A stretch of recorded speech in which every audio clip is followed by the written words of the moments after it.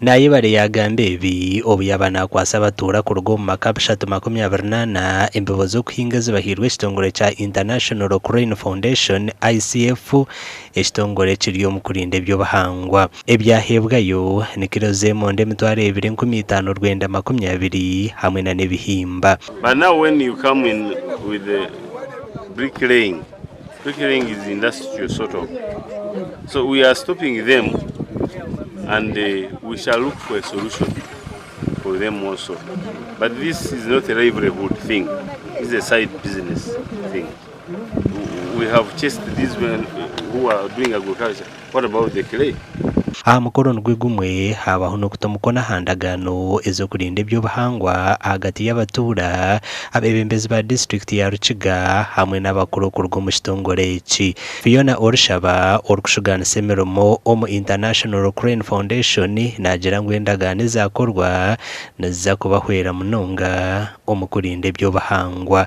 Twabahereza kilo 8 buli muntu amwe na kilo 10 z'ebihimba bya misimbiriro abantu 328 okugira ngo babase kuza kuhinga embibo z'omurembe ezihigwe abanaro bakikiriza n'embibononje buzima. Ubwe n'ubumwe ebitongore nk'ebyaturetera obuyambi omukuru RDC hatu no basa kushanga hine already abayetebenkanise ngweze mondo kuturaziteka hanze birese impiya zabo munsha bumbaza kuzigura.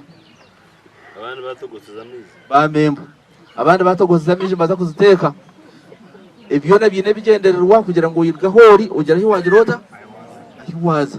Bamwe habatura batugambire cyo barakoresa obuhwezo bubatunga na no kubina amasuku omu nkora zo kurinda eby'obuhangwa. Turabyara turahinga ebihimba turabisingirira ibihimba bya misingiriro biratongera kweyongera mu ntasi abo kuba birera munonga kukize bigufu ngeno nibyo bari kutwateramo nitwe turagumizamo n'intunguka kuretera ensaho kilo 8 liraguruka cyo office akatwara hashatu yukabyara naro kazi ubu corruption yagereta no kurwanisa corruption. Amakuru agagasha kwa Job namanya Apoli.